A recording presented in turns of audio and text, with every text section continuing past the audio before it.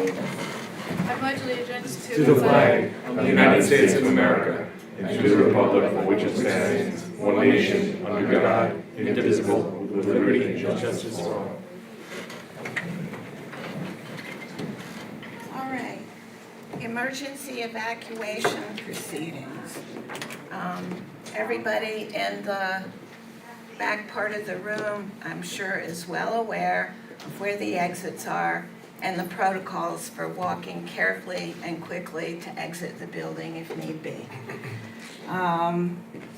We also are a smoke-free school district, no smoking in the building or anywhere on the campus.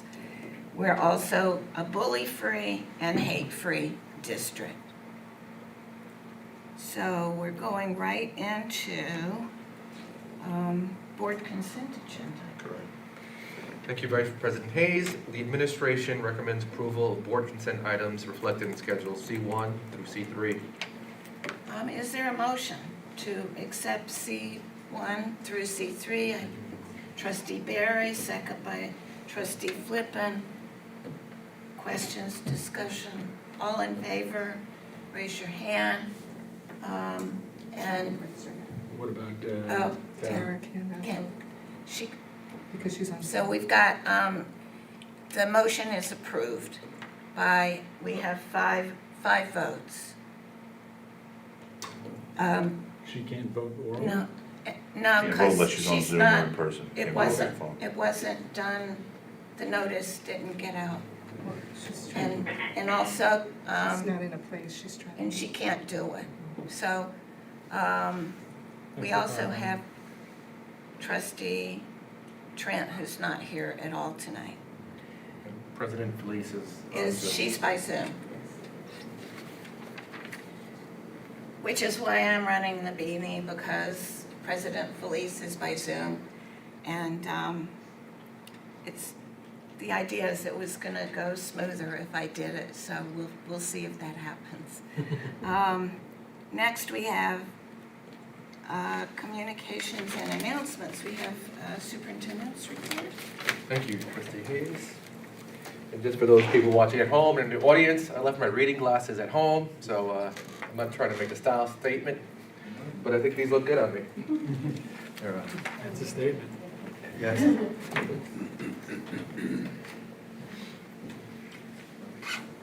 All right, just toggle.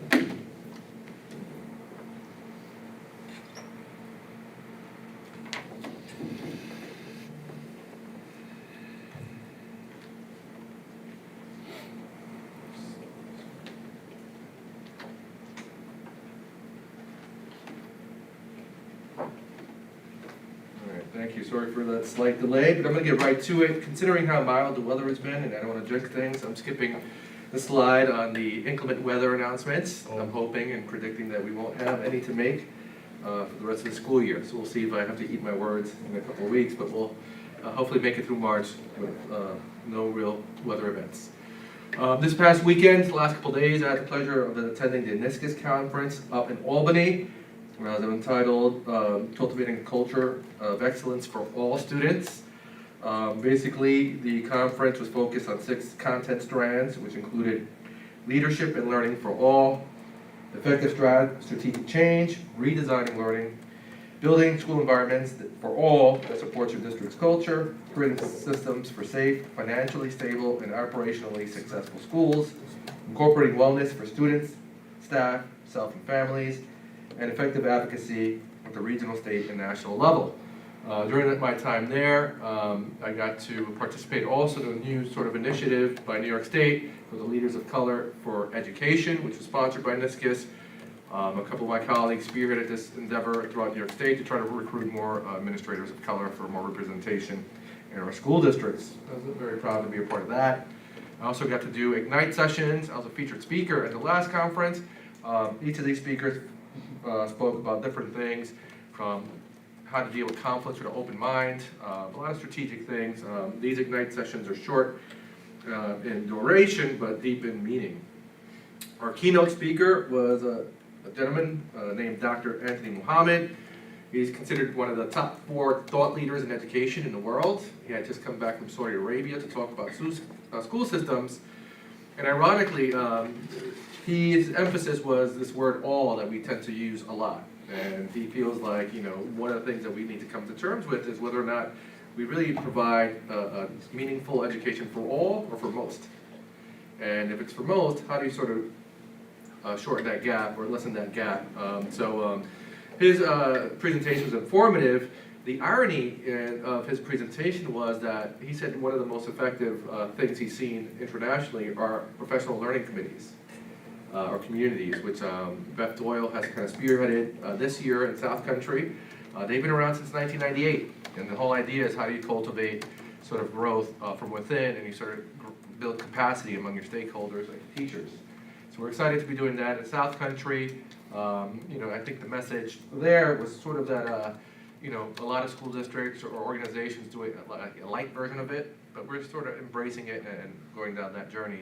And again, the idea is to sort of lessen that achievement gap for our students and to really serve our communities as best we can. We also got updates on the Blue Ribbon Commission with Dr. Rosa, the commissioner.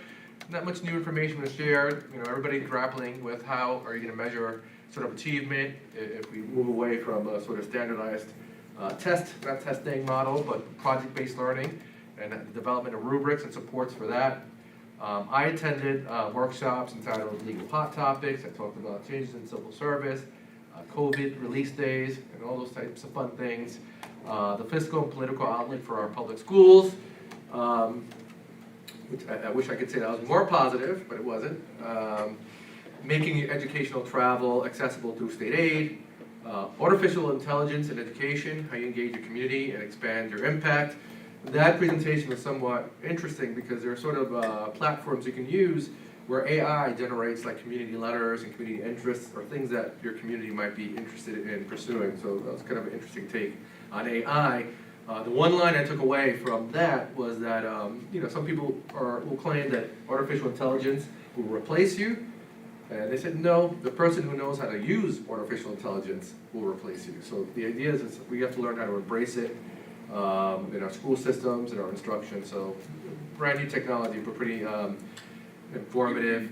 And then finally, interrupting cycles of poverty and prejudice with some replicable models. Those were superintendents or actually school principals from various school districts that had high poverty rates but high success rates. And they talked about some of the mechanisms they used in their schools to promote achievement. And a lot of it was mindset. A lot of it was having high expectations for all your students. And they quoted George W. Bush, which was interesting to me, but he came up with a term, which I've heard, is the soft bigotry of low expectations. When he launched the No Child Left Behind Act years ago, they talked about sort of having high standards for everybody. But I do have a confession to make, that my attention wasn't always focused on the presenters because there was something going on Sunday. So Beth Doyle and I actually, oops, went too far. We watched the championship game from my iPhone as we sat in the conference, and we pretty much watched the whole game. What a tremendous game, great competition. I see Bryn is smiling, so I have to give a big shout out to our girls varsity team. They're the first girls varsity team to make it to the championship round. I wish I could have been here. I think Bryn knows, and the rest of the athletes know that if I could have been here, I would have been here. And I'm still watching and supporting. I love some of the photos I got from the Village Parade, and to see how many community members came out to support the team was pretty awesome. But above and beyond that, Bryn Johnson doesn't stop with her athleticism. She is a scholar athlete as well, so I did want to share this little tidbit just to put you on the spot. Bellport High School senior Bryn Johnson is this week's winner of the News 12 Scholar Athlete Award, sponsored by Beth Payne Federal Credit Union. Bryn's been the student council president for 3 years. She organizes homecoming and food drives and ice cream socials. And her leadership style comes from one of her favorite quotes. Be the leader you would follow, because I want to be someone who I would follow as an athlete or in the classroom, and making sure everyone has a say. And that's why Bryn is also captain of the lacrosse team. She's an all-county player, and she's the basketball captain and an all-league player. And last week, she led the Clippers to their first ever trip to the county finals. And her coach says Bryn is one of the most natural athletes she's ever seen. Because she does so many other things. She doesn't put the days in or the times in that someone else may do in the gym. The average person may have to work hard on the off season for what Bryn can do just by waking up on a Saturday morning. Like, it's really freakish. And Bryn wants to be an athletic trainer and has done internships at Stony Brook and with the school trainer in Bellport. And she's also a sailing coach for kids and has a 99 unweighted average. And like all of our winners, she gets a $1,000 scholarship from Bethpage Federal Credit Union. I'm Kevin Marr. Very impressive, Bryn Johnson. I'm sorry, I had to do it. So I'm so impressed by you, and I wish I had the power to make things happen and keep you another year. But I wish you well. I know this is Thank your you. senior year, so thank you for everything you do for the district. So you are awesome, and of course a great source of Clipper pride. So going back to my slideshow.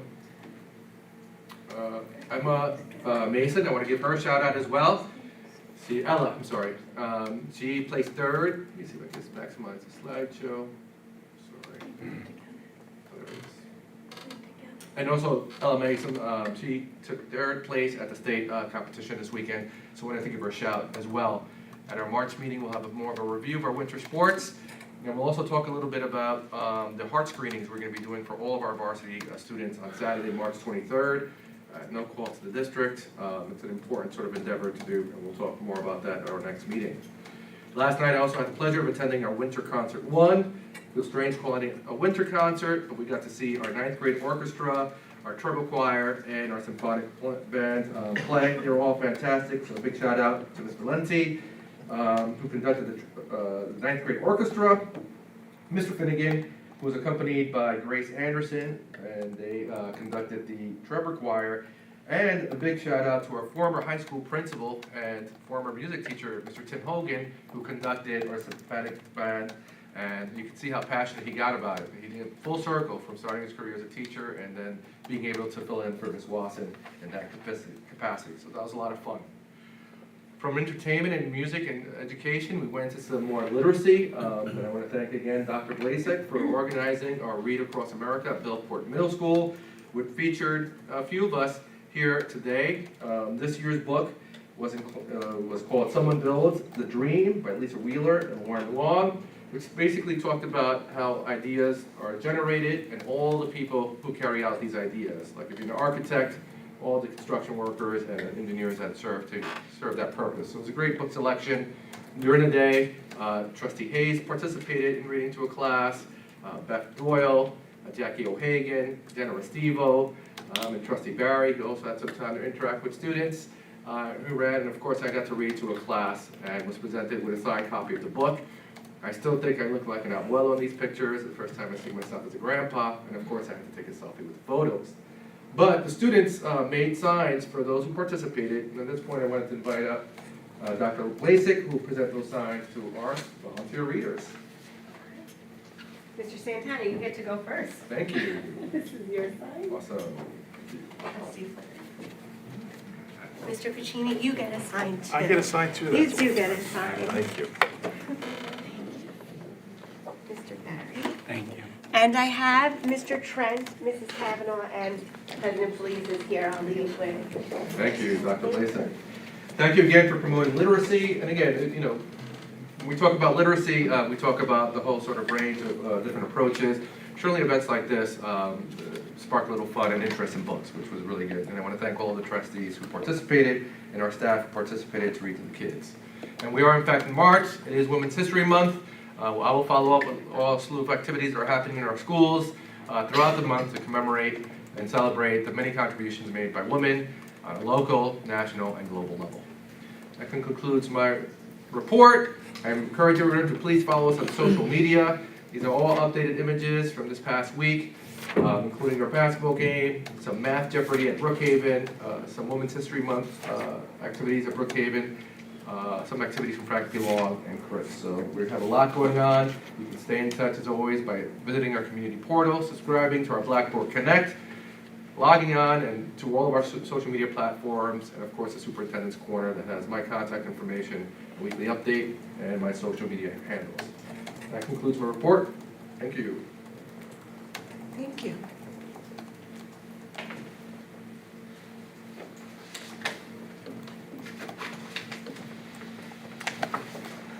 Thank you. There's Dr. Cleveland. So next up is trustee and advisory committee reports. Mr. Flippin. I just want to say congratulations to the girls. I was at the game. I went to a few games in the beginning of the season, and I spoke to Rich Brown, and I said, I think they can win it all when I first saw them play. And it's been a long time since any basketball team has been to a championship game. So it was my son's first basketball game, so I brought him out to watch it. And congratulations to Bryn. I had no idea you could do so many things, to be perfectly honest with you. It's like your hands is in everything. You're truly going to be missed, in this school district, really. So, congratulations. Thank you.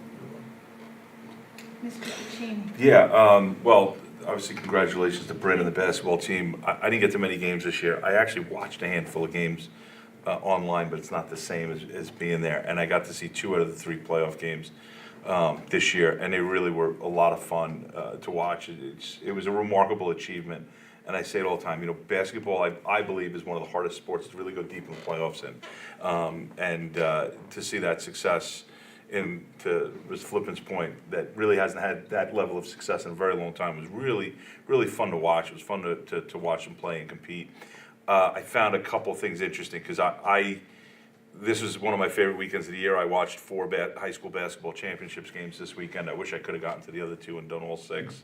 But the boys played at Longwood, which, they're always at neutral sites. They used to use colleges. Section 11 doesn't want to spend the money anymore, so they've been doing it at high schools. And they always pick Longwood because Longwood has one of the biggest gyms in Suffolk County in the capacity and everything else. And I'd never been to Suffolk Community College's gym before, and I couldn't believe how small it was.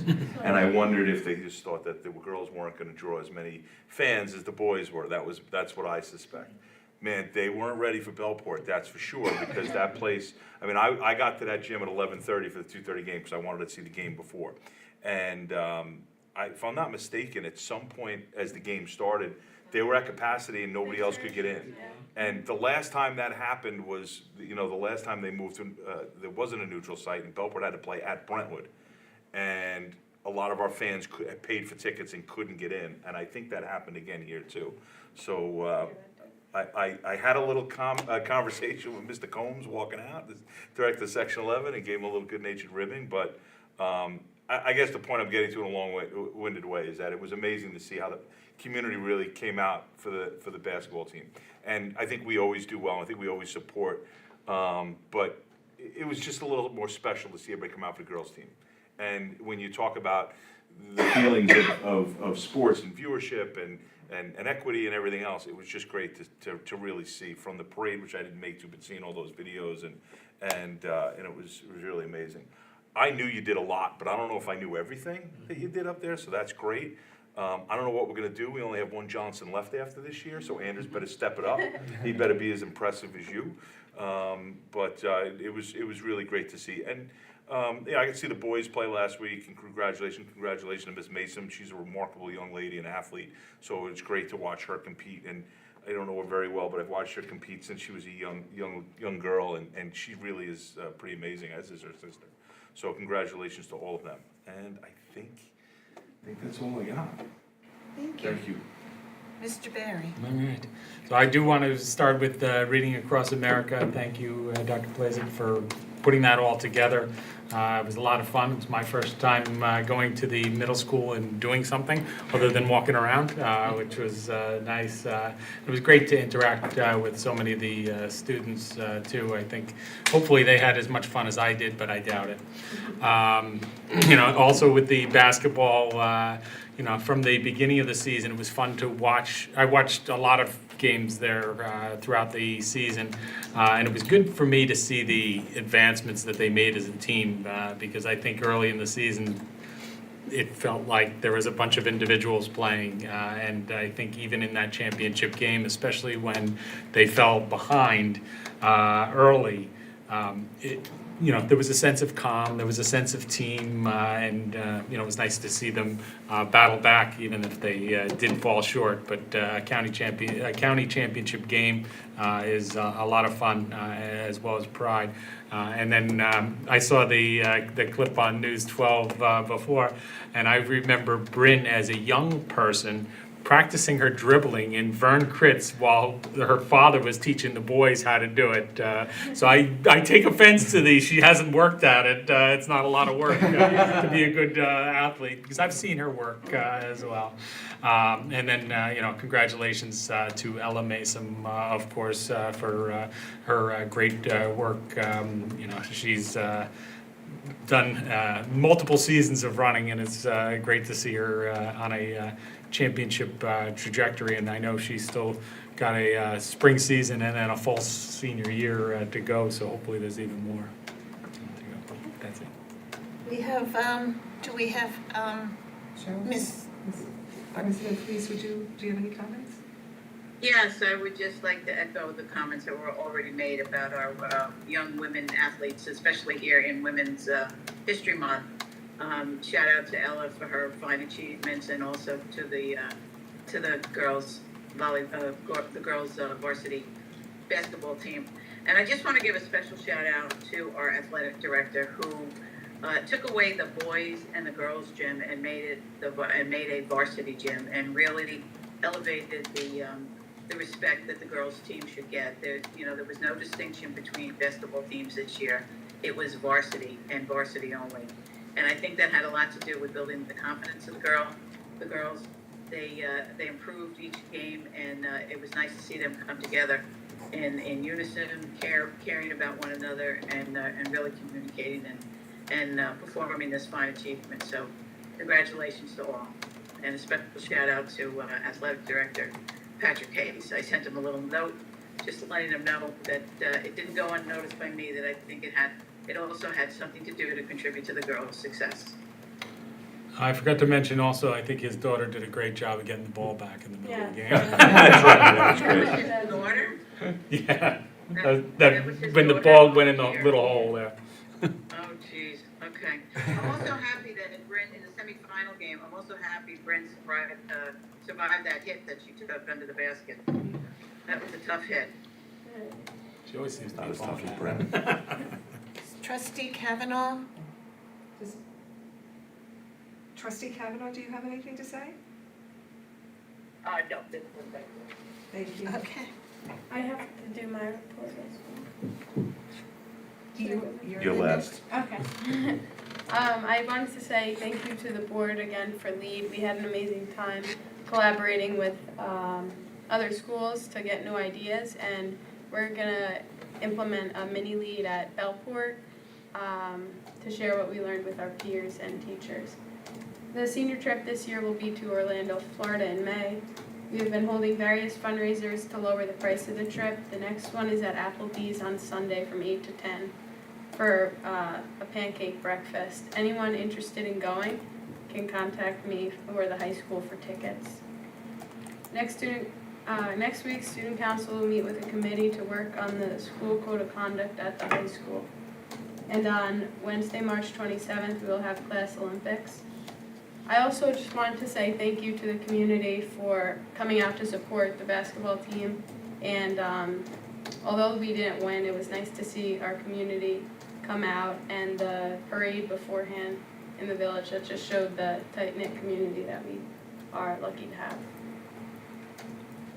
Thank you. You gave us reason to come out.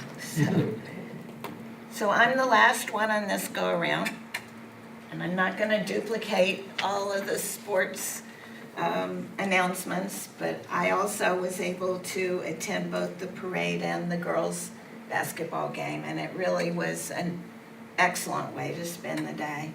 And I'm really proud of all the athletes that were participating.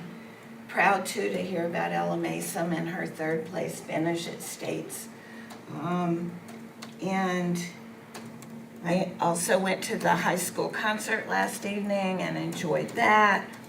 I also like going to that event because it was an opportunity that a couple of people actually talked to me about how thrilled they've been with the education their kids have gotten at South Country School District.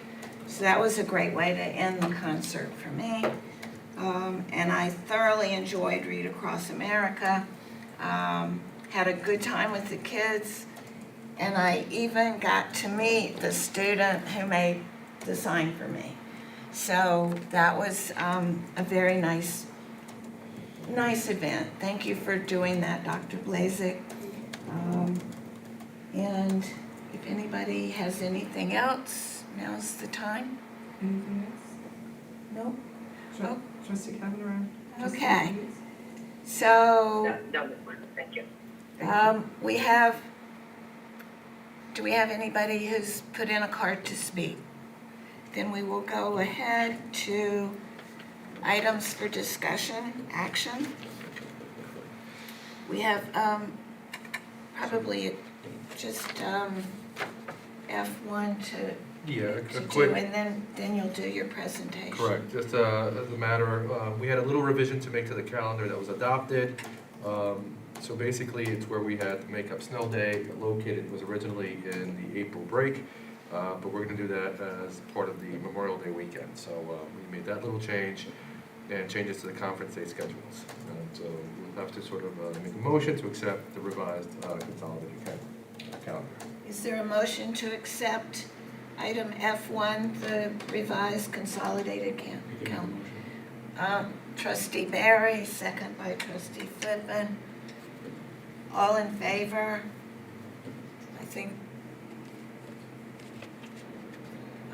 Yes, yes. Okay, the two remote ones are also in favor, so it's unanimously approved.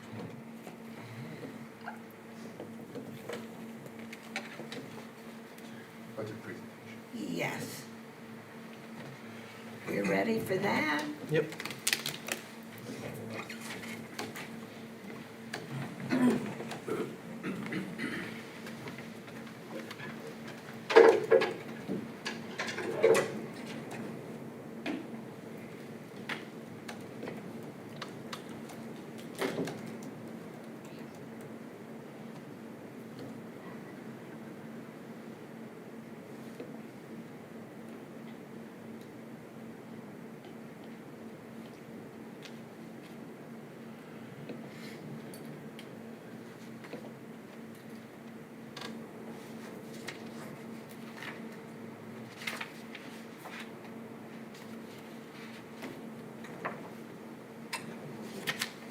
So tonight, we're going to be presenting our fourth budget presentation entitled Expenditure Review, Curriculum Instruction, and that represents the 2000 code in our budget. And again, I always like to go over our schedule. Again, we're fairly sort of midway in the budget process, but very early in the budget process as we still continue to analyze the budget lines and sort of the expenditures that we're proposing and whether or not we can make them happen and doing those types of analysis. Today, like I said, we're going to be talking about curriculum and instruction. At our next presentation, we'll be talking about staffing in terms of actual people, which is a little bit different than what you're going to see tonight. I want to emphasize that April 3rd is when we really give an expenses and revenues update. And the numbers you'll see during that presentation are most likely going to be somewhat different than what you see tonight. And that's just part of the budget process. Again, looking along the line, we are past February into March where we start looking at actual staffing needs for each of our buildings. At the elementary school levels, that is primarily done based on enrollment and in certain cases through special education based on IEPs. And at the secondary levels, it's based on student requests as we do individualized scheduling, so it all is depending on requests made by students for courses that are being offered at the high school. So the essential questions for this presentation is, first, what do we mean by curriculum instruction? Second, how does South Country Central School District organize the 2000 code for budgetary purposes? And then finally, what expenditures are actually included in the 2000 code curriculum instruction, and what is the projected budget as of this date, March 6th? So what is curriculum and instruction? Curriculum is what is taught in classrooms, instruction is how the curriculum is delivered. So when we talk about curriculum and instruction, we're talking about both aspects of that, of learning, which is, again, the content and the delivery of the content. How do we categorize the 2000 code? Well, first and foremost, it includes all general education classrooms, district-wide, special programs, student support outside of special education, and all of the contracts, materials, and supplies associated with providing the instruction and curriculum instruction. We also categorize it by our special education programs, district-wide, including instruction, of course, support services, tuitions, contracts, materials, and supplies as required by law. And finally, this also includes all extracurricular activities, district-wide, including interscholastic athletics, intramurals, and all of our clubs and extracurricular activities. And finally, what are the expenditures included in the 2000 code, and that's what we're going to get into right now. First, we talk about curriculum and instruction from a supervisory sort of lens. That includes our assistant superintendent for curriculum, some of the salaries of our building administrators and district administrators, content administrators. What you see here is that the curriculum instruction is basically supported through various team members, and the escalation, in large part, is due to sort of a 3% escalation we sort of foresaw in terms of expenses as we continue to look at all these areas in these budget lines. So that's why you see a slight escalation from one year's budget to the next. Next, we have the curriculum instruction. It starts with computer software. I want to note that a lot of what we did this year, and I'm not going to read the bullets verbatim, was to sort of write budget lines so they're more accurate. For example, if you look at computer software, it's not like we didn't purchase any computer software in this current school year. We just created a line for it, so it's more specific and it speaks just to computer software, whereas in the past, it was sort of captured either in textbooks or supplies, which wasn't entirely accurate in terms of the way we can track it and better project expenditures. Just for example, textbooks, that's 2010-480 are being purchased to, the escalation in the textbooks code is to support new STEM courses at Belport High School, units of study for the elementary schools, which are all promoting literacy as we address sort of our achievement gap in our district. The decrease in the supply code, again, is a budgetary correction, so the supplies represents textbooks, so it's noted in the textbook code 2010-480. Some things were just shifted from one line to another for, again, more accurate budgeting. And then the increases in the principals equipment line, again, when we asked our building principals for their wish lists, that included outdoor seating for the high school, or additional outdoor seating for high school students, teacher desks, laminators, and large format printers, which we use, and of course office furniture are all included in that sort of escalation in that budget line. Moving on to more instructional expenditures. We have all of our salaries for our teachers, except for our special area teachers, are captured in this group of codes. Changes in salaries don't necessarily represent increases in staffing. It's just sort of making more accurate depictions of what we're projecting for the current school year. And so we'll cross that bridge in our next budget presentation when we actually look at FTEs and the staffing needs of the building. But you have to sort of plan for escalations in salaries and costs and those types of things that are basically contractual obligations and such. When we look at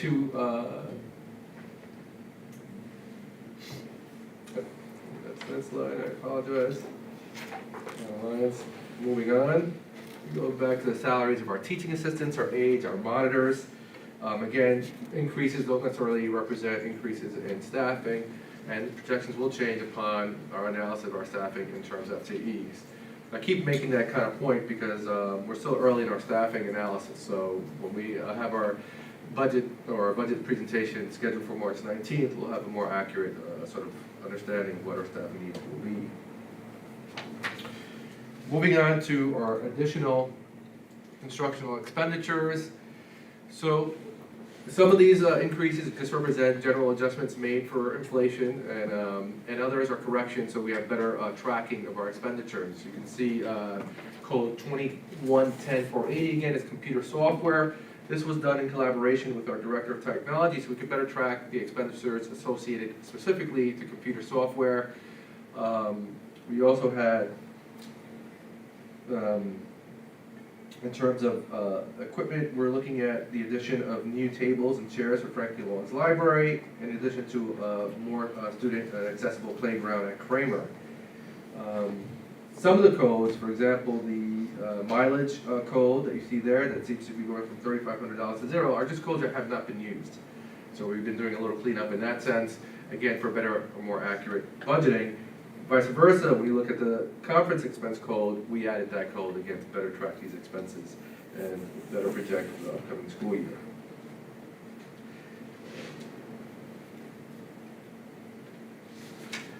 Next we have our art department expenditures. Those go pretty self-explanatory, and then this is with the one rare instance where you're actually seeing a decrease. The reason you're seeing a decrease is because we had purchased last year 30 MacBook Pros, which was a pretty sizable expense, and we don't need to replenish those MacBooks or purchase them again, so those numbers were decreased. However, we are going to be looking at the installation of new art tables for 2 classrooms at Bellport High School, and also replace a broken drying rack at Bellport Middle School, and that's used for our pottery classes and ceramics. But overall, we're projecting a decrease in this overall budget group. Music department expenditures also are showing a decrease, which is not to say we're cutting programs, but last year, if you recall, we had to replace a lot of the musical instruments that were damaged due to mold at the high school. That has been corrected, so we won't have any more damage moving forward, but that allowed us to reduce these budget lines in part. So that's the current decrease you see on these budget lines. This also captures our music salaries for music teachers, elementary through secondary schools. Drive It Education, again, huge resource to our community. We budget about $52,000 a year. That budget's sufficient to carry the program moving forward and pay for its operational costs. We pay for the instructors and any materials or textbooks that go along with those contract services, in addition with the educational materials. My apologies. Next, we have special education salaries. Again, special education is differentiated in terms of budgeting. One of the things that I want to emphasize about special education is that these programs are dictated in large part, I apologize, by IEPs or individualized educational plans that are driven by CSCs or committees on special education. And again, we're continually to make a concerted effort to try to educate all of our community members and have more in-house programs for kids with special needs.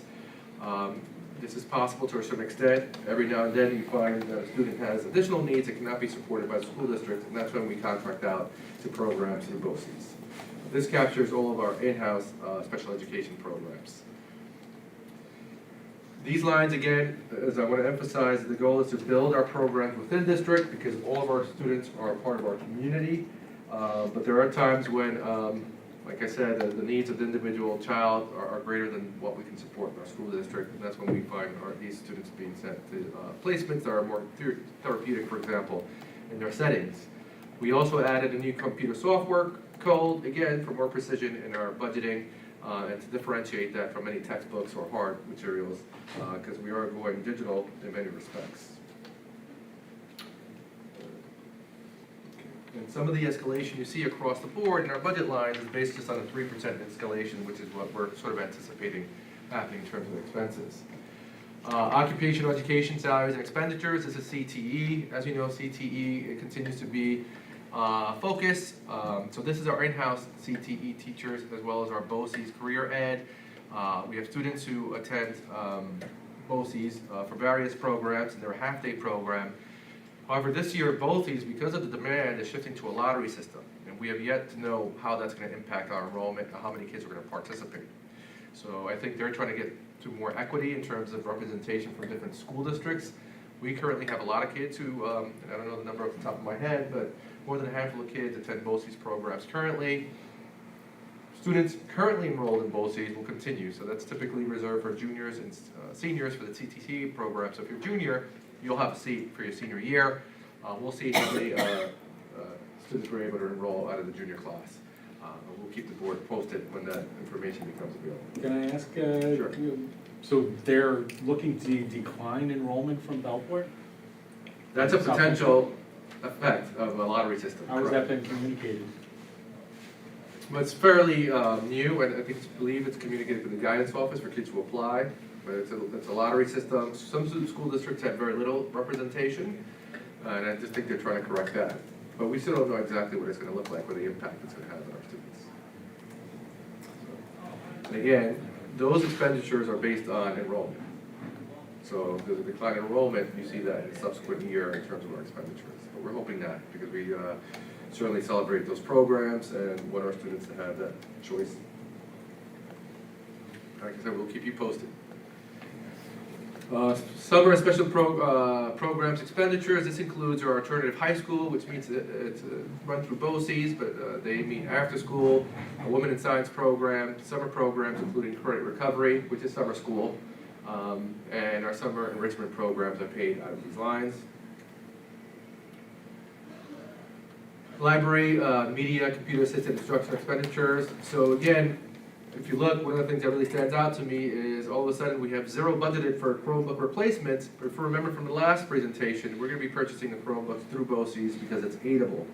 Doing it in this manner was not aidable. So we found it to be more cost-effective to purchase the Chromebooks through BOCES, and that's captured in the thousands code versus the 2000s code. But that in large part is that big difference there based on that. Moving down to guidance, health services, salaries and expenditures. Obviously, health and safety are paramount, both in terms of physical and mental health. You know, certainly the mental health needs, and that's something that was emphasized this past weekend and last couple of days at the conference, is how many more students are identified as having some mental health conditions, anxiety, depression. It's really, when you look at the charts and the data, it's remarkable how much it's risen, especially post-pandemic. We also have to be mindful of planning for post-public school life, which again is really more supports added in our guidance department, for example. We have a college career counselor now, and again, we want to implement our work-based learning coordinator. The other thing that kind of stands out in terms of an increase along these lines is the need to digitize our transcripts. The high school gets calls consistently for graduates that graduated between 1970 and 2010, and it's often hard to find or to locate their paper transcripts, or they might be in disrepair. And again, things don't age that well. So the idea is to service with a company that will actually digitize the transcripts, making it a lot easier to be able to provide community service for our graduates and our alumni. Mental health, again, services continues to be a priority, and the school districts are aligned for additional support. That was another thematic element at our conference this past weekend.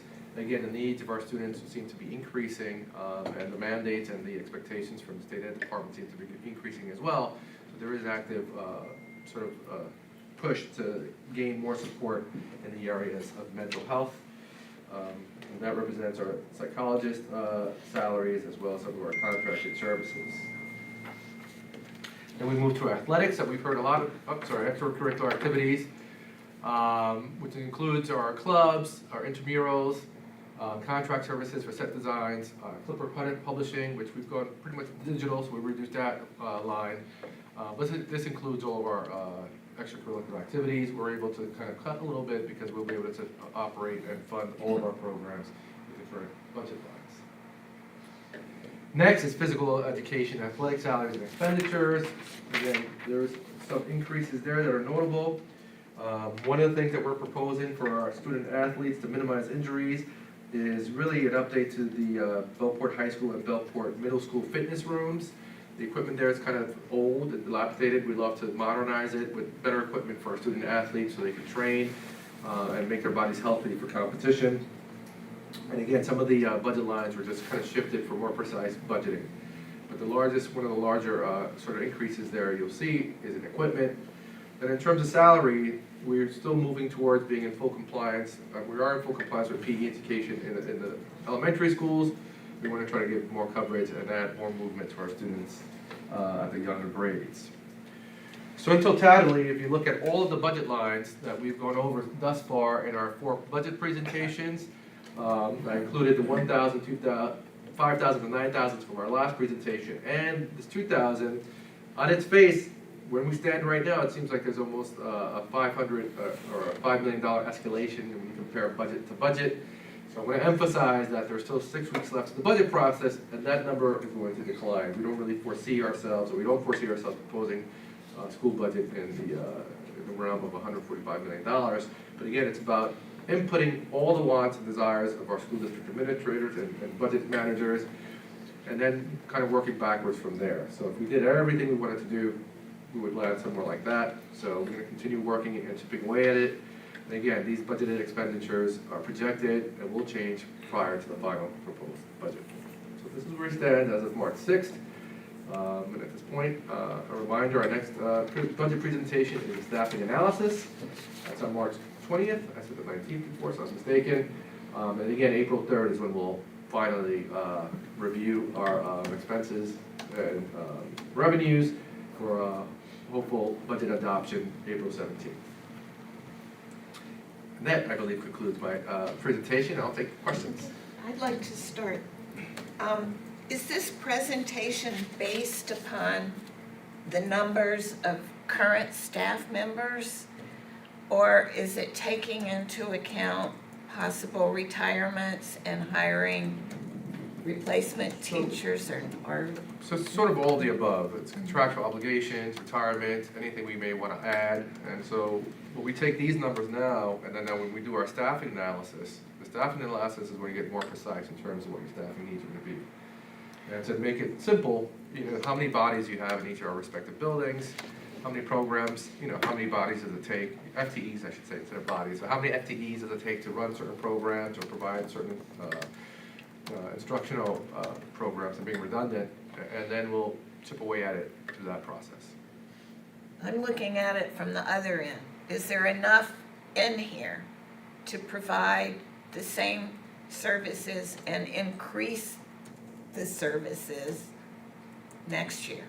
Yeah, so our goal is not to reduce any programs at all, and so the idea is to maintain the programs that we started, because we want them to be sustainable, and perhaps grow some programs. But we have to do more analysis in terms of our staffing needs to see what we can do. But we have in this current budget, and even when we start sort of finalizing the budget and making it more precise, we'll have enough money to operate all of our instructional programs. Okay. So now, any other questions, Trustee Barry? So I got a couple. There are more comments than questions. I think it's interesting that the STEM program is buying textbooks Correct. rather than utilizing something on a Chromebook or something that would be utilizing technology. And then also, I had the question of, when you talk about the new textbooks are on the slide 7 as well as on slide 10, what are the differential between the two textbook lines that I don't seem to understand? So let me refer to mine. Looking at slide 10. So you got them there on 480, there's textbooks, and then on slide 7, there's also textbooks. But I'm sure there's.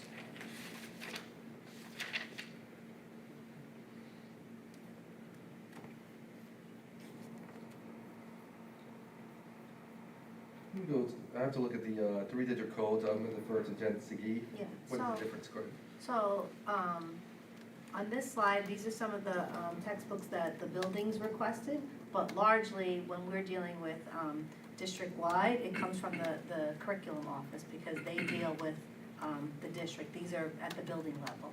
So this Explain is that with the further. building, okay. Yeah, so if it's a textbook that goes beyond, or a program that goes beyond one school building, for example, our math program is K through 8, it'll come out of my office.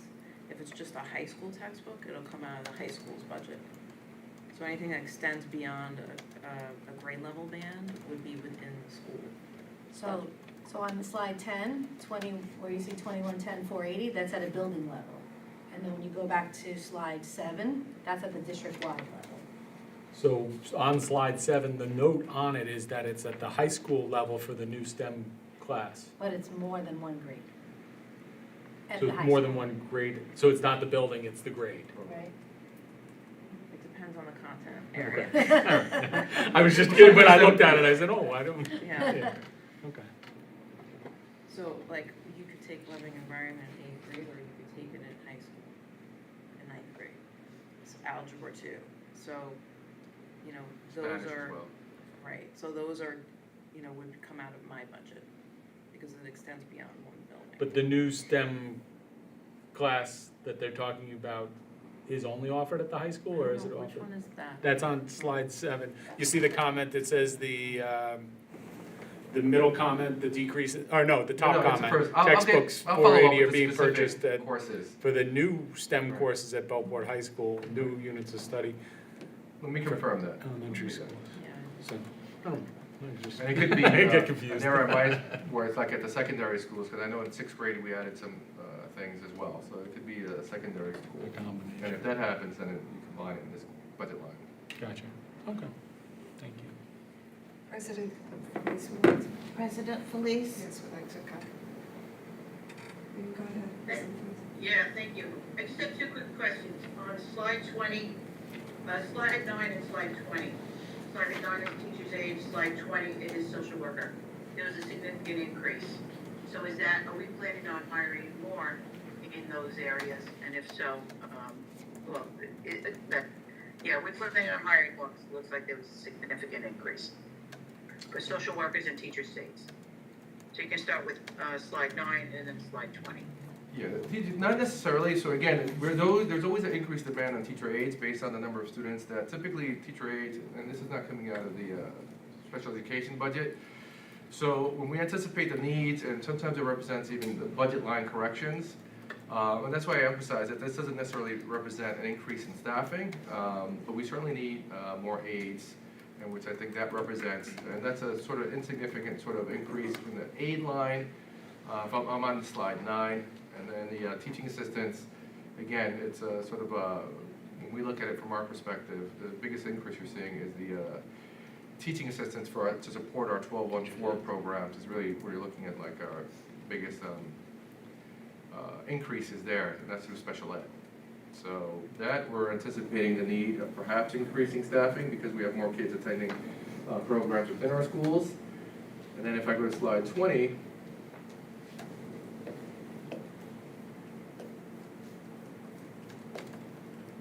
we did add a social worker in the prior year, and we corrected the budget line. We had a social worker that was provided to the district by BOCES. We decided to own that social worker and hire within our school budget, so that's a correction. That's reflected in that slide. That's in the salary social workers line? Yes, I believe so, just confirming. Yes. Okay, thank you. Mr. Pacini? So on the same thing, just in case I missed it, because I had some question on slide 20, so while we're here, the salary psychologist district-wide is up just under $100,000. Is that increase, or is that a line shift in how you're budgeting, or is that people? We didn't add any psychologists, Because the line jumped, what, $98,000? correct. So what's attributing to the increase? I'm gonna have to get back specifically on it because I know we added 100 psychologists. I don't know if you have an immediate answer, Ms. McGee, or? No, I'd have to look into it further. So one of the things that we used to get on these presentations, and I don't know, especially if you're shuffling budget codes and how you're doing it, but it would help if, instead of the colorful brain here, we had, school psychologist, we're adding one, we're deleting one or something. It would help if there was some substance to the line items when it has to do with personnel, so we could see, and I know we do a staffing analysis, but any significant changes or anything like that that attributes $1,000 in a budget line, and we don't have answers as to what's attributing to that from year over year without an increase in body count, it looks a little funny. Yeah, no, it does, and I agree with you, so we'll start making those notes on these slides, but we will go into it by how many individual psychologists we have in our staffing presentation. And it could be a combination of different things, writing budget lines so that, you know, they're coming out, because these are the district-wide psychologists, it could be that one was shifted from. And I get it, that's what I'm saying, so that's why if that type of information is footnoted in somewhere or another, in something that has that big of a variance, it would help. The next question I have is on slide 15, and forgive me if you answer this, because I was going through the line by line. Public school tuition, can you explain, is that out of district placement? I believe so, yes. We're assuming, I mean, do we know that, or? Yes. It's out of school, so that's if, you know, and does that encompass if it's special ed related, or, I mean, because, so that is in that as well, that's not in a special ed budget line if we're. That is the, 2250 is the special ed function code, so that's special. Oh, ed. gotcha, okay, all right, so how come? Yeah, these are all. Oh, I see it, I got it, I'm sorry, my mistake on that, thank you. Okay, so that leads to another question, so this line is only special education at a district placement? Okay, got it. And how do we anticipate at this point that there's gonna be roughly $500,000 decrease in that budget line? It was based on a 3-year analysis of how we've been spending, so it's an estimate. Okay. And it's based on past years. Okay, so if this is an analysis of 3 years, and that's almost, you know, a 30%, 33% drop, does that mean the last 3 years we've been significantly over budgeting this line? I don't know, I would say over budgeting, but certainly there was an extra on that line that we were able to chip away at. Okay, I mean, 33, 35% over is excessive, you know, so, and I understand it's hard to predict, You so. have to remember, we're retaining a lot more kids. That's kind of been a. Yeah, well, that's kind of where I'm trying to go with the conversation, like, what is it that's attributed to that? Because it's great to see a budget line drop by $500,000, but at the same token, you know, I just want to completely understand what it is and what we're doing. Children that go for special education services at a BOCES placement, like a Sequoia, tend to cost close to $100,000 each individual student. So every time, and the idea of keeping them in district is not to save money, please don't mistake my words. I think they should be a part of the school community. And, Sure. And so, yeah, so we've actually expanded, and that's why you'll see the salaries in special education increasing, because we've expanded our 12.4 programs, our small classes at each of our schools. So then how do we react, I mean, so to play the other side of it, the devil's advocate, right? So how do we react if an out of district placement for special ed, somewhere around $100,000, you know, you can go sideways on this budget line pretty quickly if you didn't guess right. Yeah, I think we'll be Well, okay. Yeah, okay. So it's, but again, we do, so the decision to have a student attend a school outside of our district, is a kind of a long and laborious one. So it's done when we know we cannot meet the needs of that child for whatever particular reason. Some children need more therapeutic settings, for a variety of reasons. So, that's what typically those lines are used for. Okay, and I think this will be my last question. And by the way, thank you for the line by line with actuals and the history. That is really helpful to have reference. Can that file stay in board docs for each meeting? Is that the plan, or do you need me to save it to my desktop to reference? No, we'll just make sure we keep it. I'm just saying, if it's there, either way, but it's a great reference tool. That's why I like to look at it and spend more time with it, you know, outside of a meeting. Slide 22, athletics. The officials' fees. Is that just officials' fees, or do we pay any type of association or dues fees to Section 11? I don't know the answer. And if so, is that the line and it's just called officials' fees? I'd have to look. We do pay for officials. No, I know we pay for officials, I guess, and I'm not questioning the line. I'm curious to know if we indeed, because I don't think I've ever seen it, and was brought up, it's just I don't even want to call it a pet peeve, but just a curiosity of mine. I'd like to know, do we pay any type of association dues directly to Section 11? Okay. Outside of, I'm guessing that's contract services, right?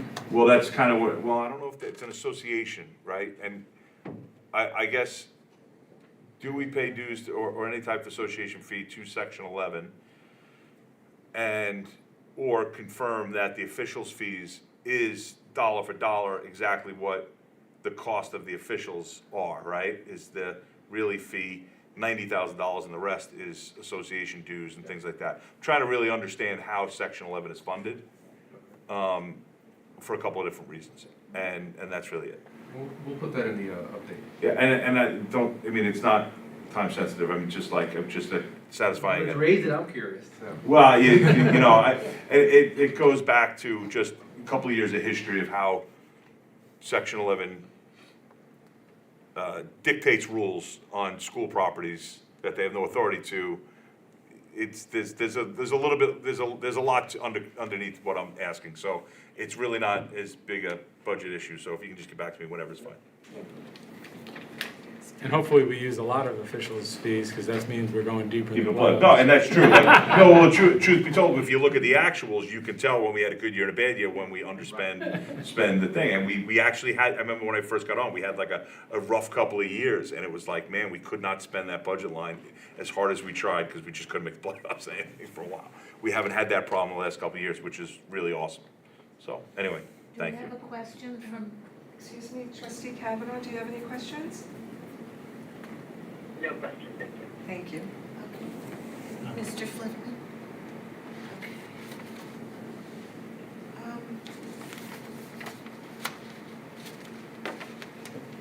So again, with this presentation, you think there's enough money in here to cover anticipated staffing for next year, even though we haven't had the presentation about staffing yet?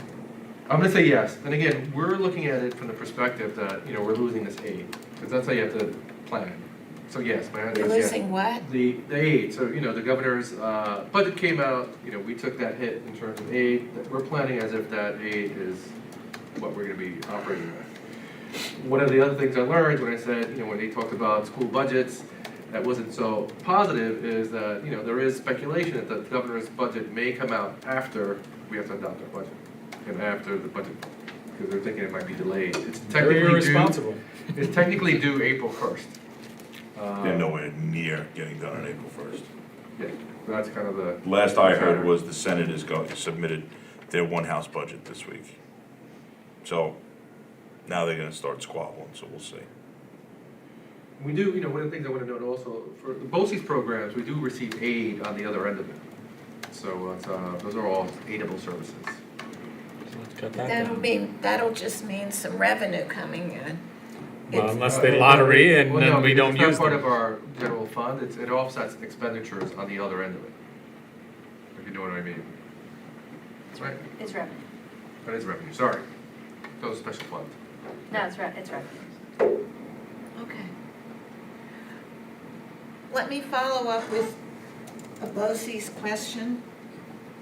Because, you said that next year they're gonna go to a lottery system, so all applicants will go into the pool and somehow they'll select whatever name is drawn. I don't know the mechanism, I just know it's a lottery. All right. And I do believe students too, and I will follow up with Ms. Restivo, but I do believe the students still have to apply and qualify, and then there's a lottery system. And BOCES classes are available only to juniors and seniors. That's correct.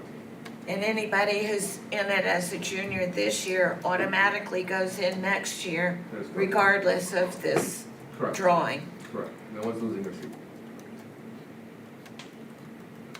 Do you happen to know in the past what % of our applicants have been able to attend and which have not? Right off the top of my head, I know we have a good number of students Don't they all get in? attending. So that's kind of the concern that number will be impacted. I think everybody who applies gets in. So far, everybody who's applied has gotten in? Well, everybody who is approved, I believe, gets in. Correct. But the They don't know approval what they process- want, though, 'cause sometimes classes are full. So they may get it in, but it may not be the class that they wanted as a first choice. And it's all about just the lack of instructors. Right. So, They're also looking and for that's a spaces. topic, every conference I go to about school financing comes up about the need to have a better pay structure for the vocational tech instructors, because they're just not paid enough in order to have people do that. I know they're also looking for a space as well. Space? Space, physical space.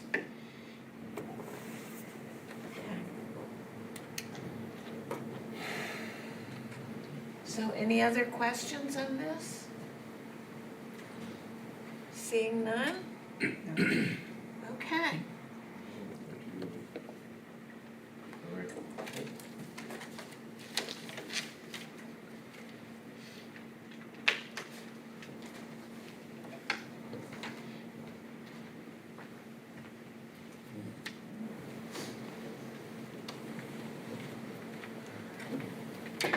Give you a moment to get settled and then, Get right to it. okay, we're up to item G, which is board consent agenda for curriculum. Yes. Thank you, Trustee Hayes. The administration recommends the approval of curriculum items reflected in schedules G1 through G4. Any motion? Mr. Flippin, second, Mr. Barry. Any questions? None from outside the room, okay. So all in favor of approving items G1 through G4, please raise your hand. It's all unanimous.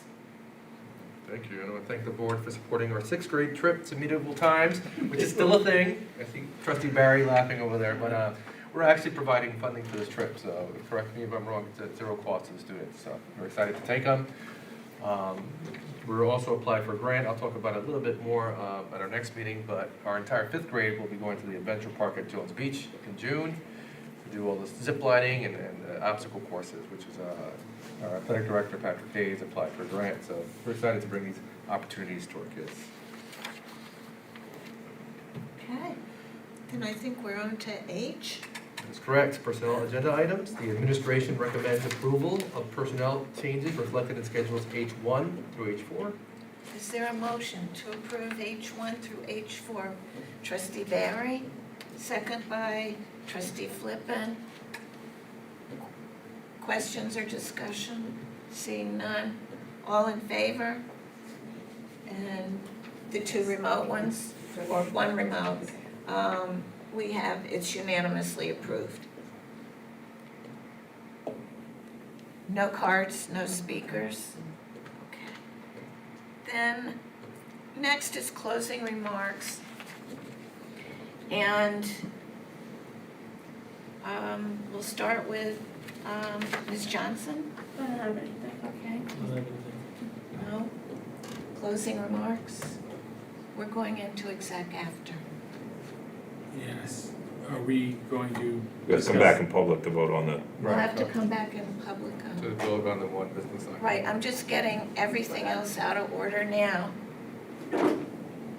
So we should be discussing that at that time when we come back into public? When we come back. I have nothing. Nothing now. She said nothing. Nothing, okay. Ms. Kavanaugh, did you have anything? No closing remarks. Okay, so the explanation is this. We've got we needed to have a meeting with district council who needed us to bring her in later today. So we're going to, in a minute, take a motion to enter into executive session to receive the benefit of council's advice. And then after that, we'll come back to close the meeting, and we may have one item that we will need to vote on, depending on our discussion with the attorney. And the item really just has to do with authorizing expenditure of money for a certain repair item. Can I ask why that is an executive session item? Because of the reason that It's not a routine item of expenditure. It's whether or not it's legally required by the state. And we need advice. So we need advice of council to see if we actually legally need to do this. Right. And just to give, I guess, the community a heads up, we might as well do that now before we vote. We, 4 of our buildings were cited for having magnetic door locking mechanisms. And so these doors were installed by a state-approved project in 2009 and 2010. There is a fire desk manual, I'm not gonna call it a regulation, that basically indicates, that was published prior to those dates, that pretty much indicates that these types of doors are forbidden in a school setting. The reason they were forbidden is because they apparently block egress, which means your ability to get out of a room. When we did our fire inspection, we demonstrated that these magnetic doors actually do not block egress. We engaged in a demonstration with the fire inspector to show that regardless of whether you lose power to the system, if it's a lockdown drill, if you're in a room, you're not going to be trapped. It doesn't block egress. So we kind of appealed, saying, why are we being cited for 1, if the doors actually don't block egress and there is no safety concern, and 2, these doors were installed with a state-approved project. So if there was an issue based on a rule that was in place prior to the installation of these doors, why would you not only approve the project, but provide aid to the school district on a project that was state-approved? And this doesn't sound like a fictional story, but the person who was sort of in charge basically indicated to the school district, demonstrate that it doesn't block egress, and you guys will be okay, because out of the 7 buildings we have in our district, only 4 got cited, 7 have these doors. So we did the demonstration, we submitted it to the state, and that person at SED retired or resigned. The new person coming in decided to dig their heels in and say, no, we're going to enforce this rule. And you have to change out all of these doors, and the approximate cost is anywhere between $600,000 and $700,000 to this project. So what we're going to debate, or legal counsel, is whether or not we have the ability to fight it or challenge it when in fact it is a rule, and we've sort of been mandated by the state to rectify this issue. And we're trying to decide as a community whether or not, there's different ways we can challenge this. Because obviously $600,000-$700,000 expenditure, if it really was a safety concern, then obviously we're not going to discuss it. We have to make it happen. But we have very mixed feelings, and just for a matter of understanding it, it's not a building code violation. It's a state education department sort of rule that's in their fire safety manual. So the question is, how do we proceed moving forward? The superintendent, I certainly want to comply with the state and not put any of our buildings in jeopardy of having, their certificates of occupancy rejected. But I also understand that this is a big burden on our community and our taxpayers. And I don't know whether or not we should just say, fine, we'll rectify it, we'll make these corrections, or whether or not we're going to challenge the state and say, maybe this regulation needs to be looked at, or this rule needs to be looked at, especially when it doesn't sort of speak to the current state of affairs in our buildings and these doors that we installed. If I could just comment, Sure. Instead of using the word regulation, I call it a directive, because the whole issue is whether or not it's really anything that's enforceable, and that's the reason we're going to be talking to council. But I want to make a comment as well, because I do want to talk about this, and I think it should be talked about in public. And I have a lot of frustration in this whole thing, and I think, again, Ms. Santana did a nice job of explaining it, but in maybe a little bit more layman's terms. Basically, in 2009, we put in these magnetic doors that the staff is very well aware. They open their fobs up. And again, every time, so the public knows, anytime a project of any type is done in a school district, the process to get approved is long and difficult, right? It takes years to get a project approved at some point. So the state had all this information. They had plenty of it. They approved it. They gave us aid on the project. And now, 15 years after it's been installed, an office in the same building as the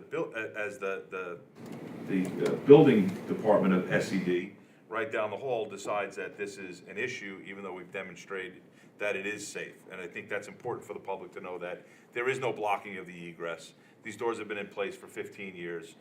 It was part of a safety overhaul that made our district, I mean, our district's been highlighted on local news for our locking mechanisms, our ability to lock down our buildings in case of an emergency. And I think that it's a little suspect that they don't have an issue with the door locks on the exterior doors, only the interior doors. Either it blocks egress or it doesn't. So, and I think in a year where we've already been told at this point in the budget process, we are gonna lose roughly $650,000 in aid, this is another $675,000 that I consider a tax from the state on this community. And it seems that we are the only ones who have been targeted. And if you really want further head scratching material, the fact that we have 7 buildings with these door locks, all 7 buildings were inspected, but only 4 were cited, just goes to show you the ineptitude that happens in Albany in these bureaucratic red tape offices. So my frustration is pretty high, and I tell you right now, I am a no on the resolution to spend this money tonight, no matter what legal counsel is. I believe as a district, we need to inform our community in a big way. I believe we need to partner with our local legislators to fight the state on this, because this is nothing more than a tax on our community. And I believe the estimate was there's 24 school districts in our county that have this. Is that right? We're not the only district that has it. I believe we heard last time, there's a district in Suffolk County actually having these locks installed right now, right? Didn't we hear that last week? Didn't we talk about that? So, you know, when you talk about how absurd this really is and how difficult the state makes, and it's hard for me to sit here at budget time and talk about this because a lot of the public doesn't understand school district financing, and we look like victims, right? Teachers are blamed for what they make, boards are blamed for not cutting salaries, administrators make too much money, but they don't see this little nitty gritty. $1.2 million or $1.3 million in cuts between the cut in state aid and this expense is catastrophic to educating our kids. And that message needs to be said loud and clear to our community in partnership with our representatives at the state, because they're threatening to lock us out of these buildings as of August 15th, 2024. I want to meet the official from the state that's coming down to lock those doors and tell us our kids can't start school in September. I mean, I have no problem calling a bluff at the state level here. And on top of it, we have a lot of capital needs. Yeah, That absolutely. is the same $700,000 essentially Yeah, that and would we become. heard the It's superintendent absolutely talk last night at ridiculous. the concert about the needs to renovate the auditorium at the high school, right? That's a bone of contention for our community members who come in and they have to see ripped seats and stained carpet. It shouldn't be that way. We shouldn't have to direct money just because somebody in Albany can't use the slightest bit of common sense. I mean, and that's my problem. So I'm mad. I'm not letting go of this. I know we have communicated a little bit with Senator Murray on this issue, but the absurdity that one commissioner says, yes, it's okay, prove it to us, then resigns or retires, and now we're back to square one, is just, if you add all of these facts up, I would really hope that this is an opportunity for the board, the school community, and the community at large with our legislators to speak out in unison against an unneeded tax on our community. So I don't need to discuss it because I don't care what the attorney says. I'm a no. Okay. I'm also a no. I thank you very much for saying that, because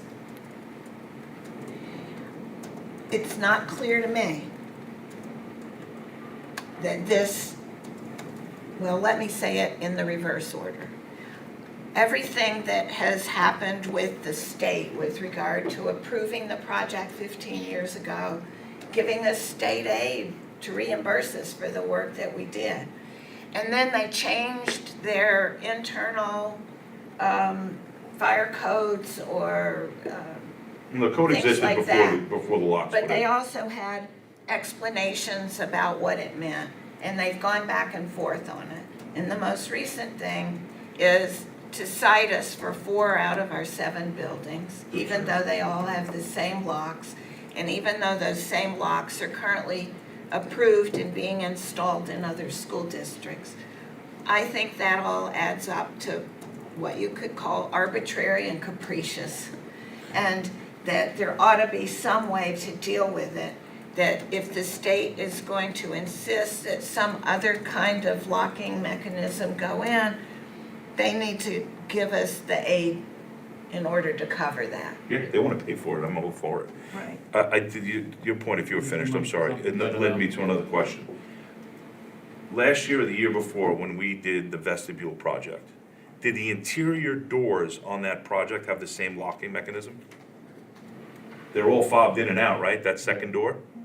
So it has to have the same locking mechanism, right? Which vestibule? The man traps at the buildings. Which building? The double door, well, they all have them by now, don't they? I don't go to every building, but the middle school has them, right? So you gotta go through 2 doors, the second set of doors before you get in the building. Do those have the same locking mechanism as the exterior? If they do, there's an example of them approving these locks 2 years ago. Right. It's, you know. Clear Street, I think, was one of the recent The ones. silly expense for something that doesn't need to be The other done. question, the other thing that I would really like to do, that in our, and maybe we've done this if we haven't, but I would like, and I'd be willing to authorize the expense as the board to hire a fire safety expert to come in and actually do an evaluation. I'd like to speak to the manufacturer that put them in and find out what are the types of public buildings are these locking mechanisms in? Because if I find out they're in the Dennison building, the state building, you know, I mean, that would be that type of absurdity that wouldn't shock me, right? Are these in other public buildings and we're only being cited? I think we need all that type of evidence. And I think we need to present it to our community, and I think we need to flood Albany with phone calls and emails and letters and, you know, whatever. I mean, they probably hate snail mail. We should send them, you know, 24 big giant mail bags full of letters. Let them rip through that and get paper cuts.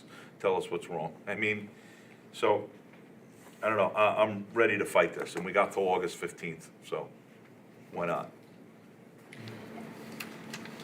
And having said that, that's exactly the reason we need to have executive session to hear what council's telling us our options would be. So, Make a yes, motion to go to Mr. Barry. I'll make a motion to go to executive Oh. session if you want. All right. That's what you're looking for. So again, if you wanna, anybody in the audience, if you Oh. wanna wait, I just wanna explain. If you wanna wait, the only thing you're gonna hear when we come back out is what we've decided to do with regard to authorizing You'll be replacement. witness for the vote. I don't know. That's it, you can watch it on There's probably not TV. gonna be much discussion. Yeah, There's a lull in the range. okay, Yeah. Sounds pretty significant. You might wanna go before it's back to what it was. Not that I want you all to leave, okay. but that's pretty rough. So, I think Mr. Barry wanted to make them, I'll second it. is there this is the motion to go into executive session for the I'll benefit second of the receiving motion. advice of counsel. Trustee Barry has the motion, trustee Pacini seconded it, all in favor. It's unanimous, so we're now in executive